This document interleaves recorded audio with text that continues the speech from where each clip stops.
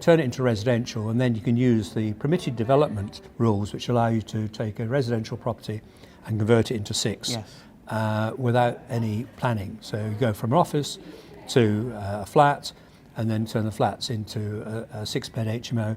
Makes it so much cheaper per unit to buy the property. You are into a different world. It's commercial. You're talking about larger units, but the profitability increases. So though I like my little houses and I enjoy it, and also you feel you're doing a lot more because there's so much in my area. I'm north of Birmingham, south of Wolverhampton. There's so a lot of commercial buildings standing there empty, and that sort of upsets me. I feel that things should be productively used. So you're not taking this great fear that you're taking properties away from the first-time buyers and that type of thing. So you're not competing. You're just taking derelict buildings and putting them into use, which gives me, I know it sounds sad, but it gives me a great deal of satisfaction to take something that is empty, it's not been used, and put it into productive use that's been empty probably for 10 years. Yes. And on top of that, your buyers are very grateful. Sorry, the sellers are very grateful because they've been sitting there with this property empty. They're paying business rates on it because there's no exemption for business rates now. They're having to insure it, and it costs a lot more to insure.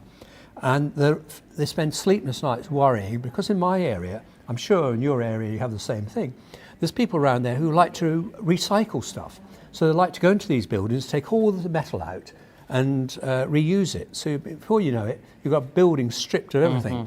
So you can usually do quite a good deal, a flexible deal. So you don't even have to have money to buy these properties. You just go to the owner and say, I'll take this building off you, I will look after it, I'll insure it, and once I've got the building up and going, I'll be able to buy it off you and then give you what you want for the building.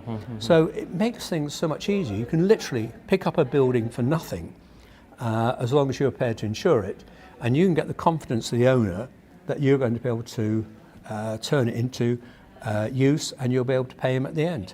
They'll obviously remain the owner of the building.